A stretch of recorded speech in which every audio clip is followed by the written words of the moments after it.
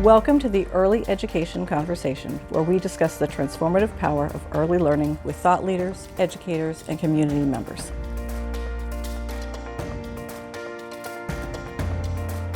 Welcome back to Early Education Conversation. I'm your host, Aruna Gilbert. This is the show built on one simple, very stubborn idea, that early learning is where everything starts and that its roots run through every life, every family, and every profession. If you're a returning listener, you know that I bring all kinds of people to this microphone: researchers, business leaders, builders, advocates. And because the early learning years don't belong just to teachers alone, this is why I do this. They belong to all of us. And today's guest is a wonderful example of that. A man who is so much more than the title most people know him by. We're going to trace his whole arc today, from the child he was to the father he is. My guest is Edrick E. Barnes, an attorney and the founder and managing partner of the law office of Edrick E. Barnes here in the West Palm Beach area. And for more than 2 decades, he stood up for people and families who'd otherwise have no voice. Florida super lawyers and Florida legal elite have recognized him for years. But that's only the first line of his story.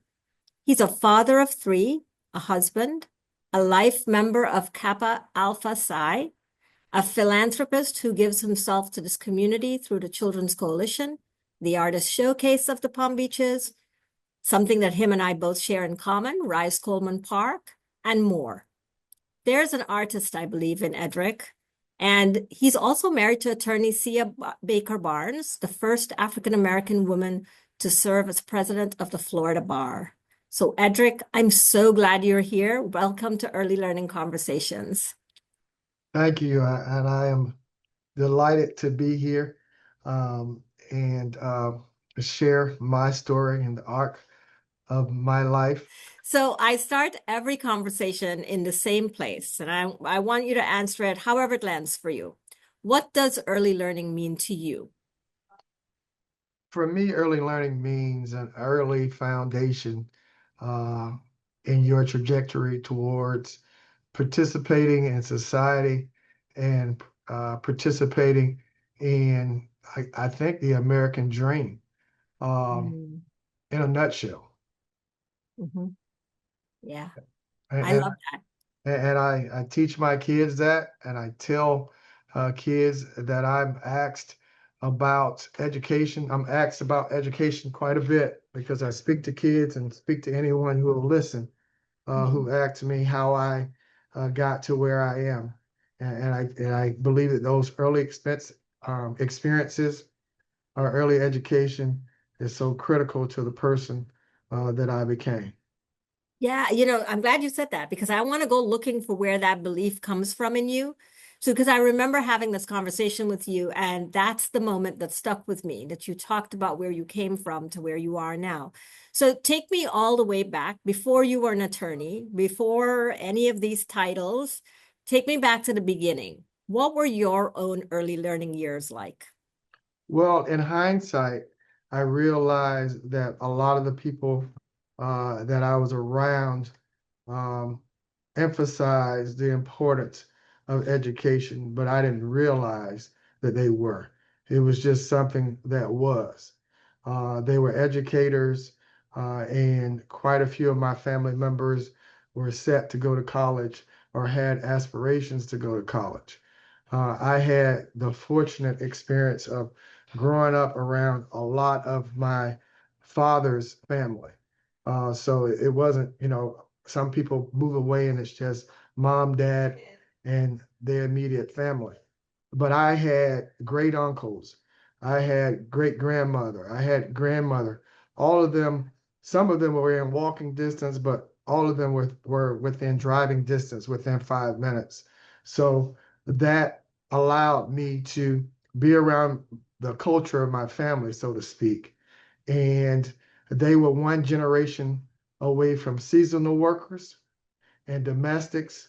And I think that uh, led them to understand the importance of education as it related to upward mobility and being able to participate in the community and society the way you want.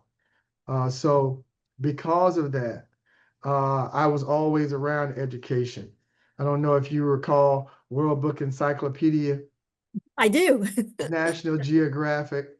My grandparents made sure that all of the grandkids had access to magazines, periodicals, and encyclopedias. So it was there available for you. And this was before the internet, of course. So you had to figure out ways to entertain yourself um, during the day. And in the afternoon, you were expected to be seen and not heard. So you were expected to find something that was quiet and out of the view or out of the hearing of older folks. So that's probably why we had those periodicals and magazines and encyclopedias as well to keep us occupied. And so I was one of those kids where by happenstance, I was too small to be a latchkey kid, and both of my parents worked into the afternoon. So I got dropped off to my grandmother's, but my grandmother was a Head Start teacher. I don't know if you remember that program. Yeah, yeah. We have an early Head Start program as well. And so even though I was too young to be in Head Start, I sat there and I listened to the little kids recite their ABCs and do other things, and I did what everybody else was doing. And and that started my early learning journey. So I've always been excited about learning. I've always been a person that hung out with people that are older than me, even back at that age. So as a result, I was reading ahead of my time. I was doing a lot of things ahead of my time because I was around older kids. Yeah. Yeah. And so it seems like your grandmother really was the person who shaped you back then. Absolutely, absolutely. They called me her tail because everywhere she went, I went. I love that. Yeah. What do you think that you brought forward in your life today that you can distinctly remember came from your childhood? Um, Care for community. Um, my relatives always brought in and served people that were outside of our family. And that was just something that I always saw. And it did not matter whether or not they were from our community, they were from our state. If they needed something, we had and my family lived in an area, a rural area that was called Hamilton Hill. My family was a Hamilton family, and they owned a lot of property there. And so they had crops and farms and a lot of things. And, I didn't realize it as a child because, wealth in rural places is judged a whole lot different than wealth in suburban places and also in city, in urban areas. Mhm. I didn't realize it, but they were not necessarily rich or wealthy monetarily, but they had everything they needed on Hamilton Hill. And there were a lot of people that came to town because they needed work or they needed something that found themselves on Hamilton Hill because all of those things were there. And so I watched my relatives, my great uncles, my grandmother, because my grandfather passed away when I was really, really young. My great grandmother, anyway, my great grandfather, anyway, passed away when I was really young. So I watched them provide access means and support for people who were not a part of my family. So I saw that really, really young. Edrick, That was Hamilton Hill in Florida? it is. It is. Oh, okay. It's on the border of Orange and Lake County. How did those early years point you towards the life you've built? When you think of education, the path into law, and the work you chose. Well, I mean that's a whole lot of jump, so I'll try to break it into parts. But I was always curious about things.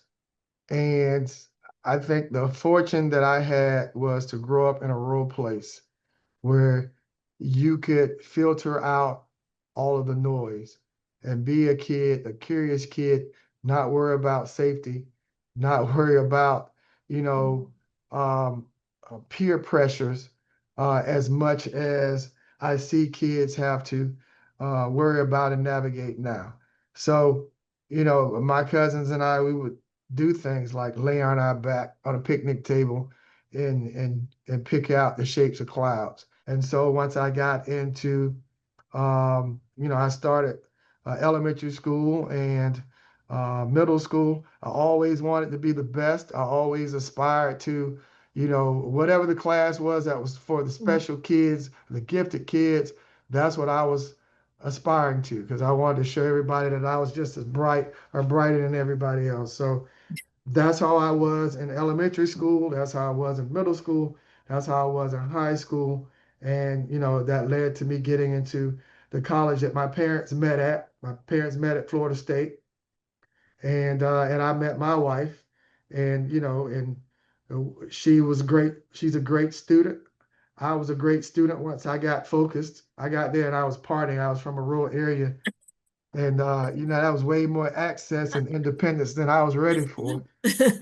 So I had to refocus on education. But eventually I did and went to law school. And in law school, again, just being competitive and interested. I graduated at the top of my class. I got the highest uh, score in a number of my classes, what they call a book award in law school. And again, that's just a natural progression of those things that started because of my upbringing and the exposure that I had. Edrick, you didn't start with law though, did you? I did not. I did not. I did not know a single lawyer growing up. I did not aspire to be a lawyer. As I told you, I Mm. grew up in a rural area, and so I Mhm. was always around animals. So I absolutely love animals to this day. So I wanted to be a veterinarian. But when I got to middle school, because I had really good math scores, I qualified for a summer camp at UCF where kids would compete in engineering tasks and that sort of thing. And I did really well there because it was very interesting, Mhm. applied engineering. And I did well there. And, like most kids, when adults tell you you should do something, that sparks your interest in that direction. And Mhm. that's when I switched my focus from wanting to be a vet to an engineer. In hindsight, I don't know if that was the best choice for me, but once I got my engineering degree, I felt like it was too late for me to change directions and become a vet. Gosh, I don't think I know anyone who has done two of the hardest degrees and speak about it like it's just, yesterday. Engineering and law. I mean, that's insane. And you have a minor or a major in some sort of art as well. Correct. And fine arts with an emphasis in visual arts. So That's insane. again, it just goes back to exposure. My Yeah. mother is artistically inclined. My dad is artistically inclined. But when I was really small, my mother was a muralist. And so, Mm. in her spare time, that's what she did. She painted murals in the community. She painted murals in family members' households. And just being around, tagging along with her, I wanted to paint on the wall too. And so she gave me a little spot on those murals, and I could dabble into that. And so then when I got to elementary school, I remember, the kids being commended for being good artists in my arts class, Mhm. and I wanted to have the highest commendation. So I wanted to be the best artist. And so that turned into talent and ability. And so when I went to um, undergrad, I was a double major. I was a double major Wow. in engineering and fine arts. I didn't finish the fine arts degree because my parents told me it was time for me to get out of school and it was taking too long. So that, I could have, but I would have had to pay for my own education and I didn't want to do that. So, Wow. Well, getting back to law, I'm yeah, curious. Standing up for people at hard moments and fighting for folks who'd otherwise go probably unheard, what has that work taught you about people and about fairness that the books couldn't teach you? Well, I think one of the overarching things that I've learned is that everybody needs help because my clients come from all sorts of backgrounds, and they all need help. We all get in disputes. We all end up in a situation where we have questions that need to be answered. And you need somebody who can help you with those questions. You need somebody to advocate for you. You need somebody to interpret the law. So I have learned, I've represented billionaires, and I've also represented, people who can't afford a lawyer. So that is kind of like the overarching thing that I have learned. And because of my upbringing, I care about the person who can't pay for legal services the same way I care about the billionaire's plight. The only difference is their expectations are a whole lot different, and who is appreciative of your services is a whole lot different. Yeah. But but yeah, that's what being a lawyer has taught me Mhm. about people. Yeah. So I'm gonna jump back to you were talking about kids today. And so when you look at the trajectory of children today, where they're headed right now, what do you see? I think that where they're headed is not foreseeable for us. Because I, Mm, I think about, one of the things that I always try to do is like check my own reality. mhm, Uh, because I can recall my generation, and I think we are around the same generation, but I can mm. remember people telling us that our brain was going to rot because we watched too much television. Yeah, I remember that too. Yeah, and they felt like it was the end of the world because we were watching too much television. Mhm. But, television, if used the right way, can be one of the primary sources of education these days. And I don't think that that generation that was telling us that really contemplated what sort of tool it could be Yeah. used for. And so I kind of feel the same way about where kids are these days. I think that their world is moving at warp speed, and we don't have the ability to see where their world is going and Mm. whether or not that's going to be a good or a bad thing. I know it feels bad. Um, it feels different because I wonder whether or not they have the same sort of curiosity and ability to filter out all of the things that prevent you from expanding your mind and affects the trajectory of your life. So I worry and wonder about that with my kids. But I also believe that there's some beautiful aspect of what they have at their fingertips now that could potentially lead us to some understanding or some realm of possibility that we don't even have the ability to fathom right now. And so Yeah. when you look at a 3 or 4 year old and they're interfacing with technology, uh, you know that their mind is developing in a way that is completely different than the way we develop. A lot of our learning was tactile and that sort of thing, where Mhm. theirs is way more abstract. And so, what does that mean for our society? I don't know. What does that mean for our civilization? I hope it's a good thing. When did fatherhood change how you understood your own childhood? That's a good question because it's hard for me to pinpoint Mm, when, but I know it did. So that's kind of what I'm trying to consider. And I think that fatherhood goes through phases. yeah. When you first have your first child, it's just like really shocking because that's how I was.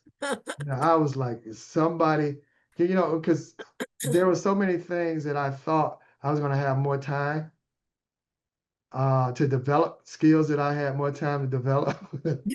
And I just recall like thinking like we were going to be in the hospital after my wife had the baby for maybe 3 or 4 days. And they know they were like, you had the baby, you got to go home. And I remember strapping her in and thinking, somebody is actually sending a baby home with me. Yeah. Or with us. Like this is our baby. We're supposed to take care of this baby 24/7, and they're leaving us alone. So I'll pivot a little bit, Edric, and because I want to get to that philanthropic side of you, because I know that that's a really important side of you as well. And, I also know that you give so much of yourself to this community in all the different ways. What's the thing that pulls you into that philanthropic world? Goes all the way back to when I was a kid. Like I said, I don't know any different. I don't know, and that just goes to family and parental culture.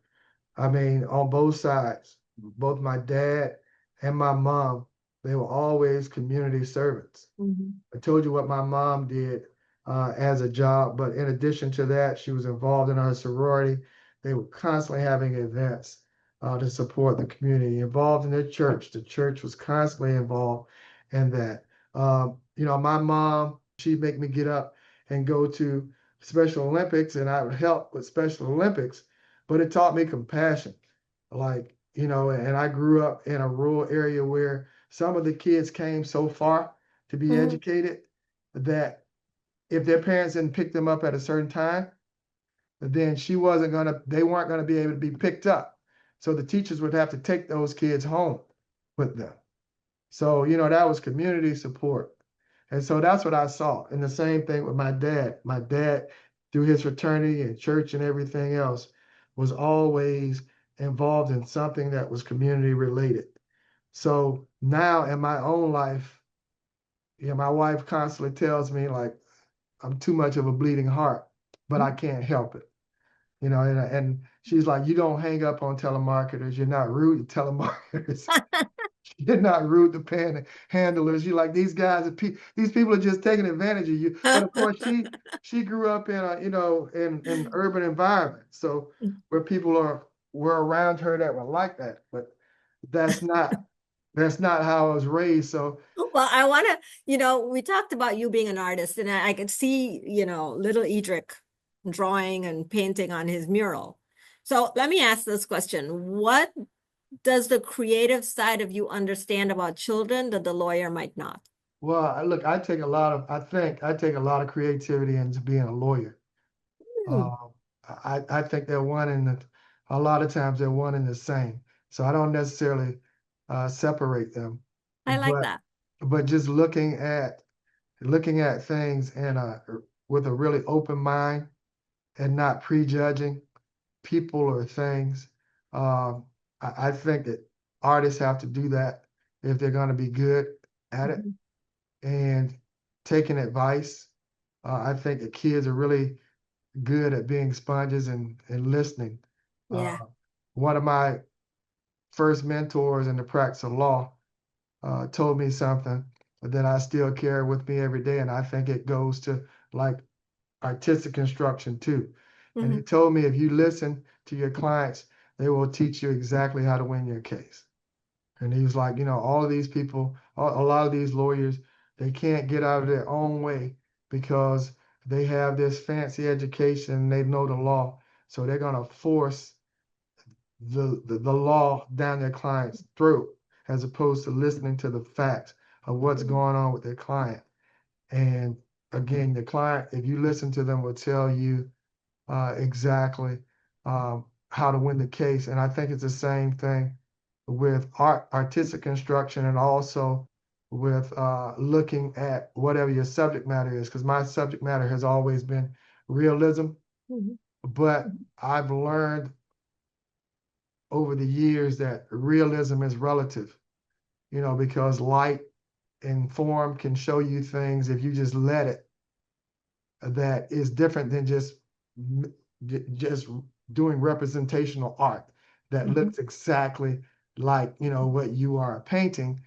The representation can be only of the how the light was cascading across a scene, but that's still representational. So that's kind of how I see it. Absolutely. This has been a master class in knowing where you came from and how to cultivate where you're going. It really has been such a pleasure to talk to you. And you've reminded me of something I believe to my core, that behind every accomplished person is a beginning that someone helped shape. And where is there somewhere where our listeners can follow you or can look at the work that you do? If Well, you'd I'm like all to over share the, that. I'm all over the place, and unfortunately, I'm so busy that I don't get to share a lot of what I'm doing on social media. My wife does that mostly, but my firm's website is ebarneslaw.com. And of course, you can look me up on Facebook and it'll be tagged to my, my wife's Facebook. And you'll see all of the things that I'm involved in there. But yeah, and I'm a member, as you said, a member of the Cultural Council for the Palm Beaches. That's really important to me because people always ask me, like, how did you just abandon art? I'm like, yeah, I don't have the time to do art, but I moonlight as an artist and I support artists and I support culture through the organizations that I'm a part of. I'm also on the board for ARLIC, which is the African American Museum of Research and uh, Culture, and also on the board for the African American Museum that they're going to be erecting in 2 or Yeah. 3 uh, years. So a lot of things like that I have going on. North End Rise, of course, you talked about, and all of those things give me an opportunity to still patronize the art, still be philanthropic, and support the community. Absolutely. Well, that's our show. If today moved something in you out there, share it with someone who needs it. And remember, wherever you sit and whatever you do, you're standing on a foundation laid in the early years. Let's build strong ones. Thank you Indeed. so much. This was such a pleasure. Thank you. Likewise. I don't get a chance to, think like this very much. So it was stimulating to me as well, and I enjoyed it. Thank you. Have a good day. You too.